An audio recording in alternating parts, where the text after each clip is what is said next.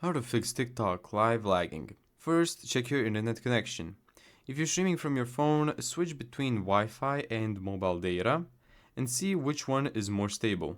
If you're on Wi-Fi, move closer to the router or restart the router.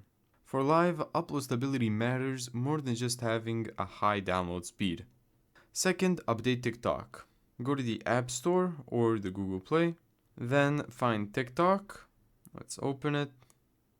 And here, as we can see, I have the update button. I'm gonna tap on it. Let's update it on Wi-Fi. TikTok specifically recommends running the latest version when troubleshooting problems.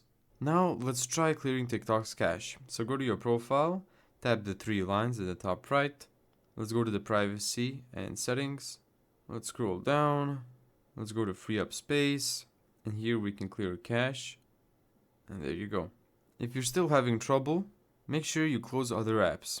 So especially things like games or YouTube. This gives TikTok more available memory and processing power. Thank you so much for watching this video. If you found this tutorial helpful, make sure to give it a thumbs up and subscribe.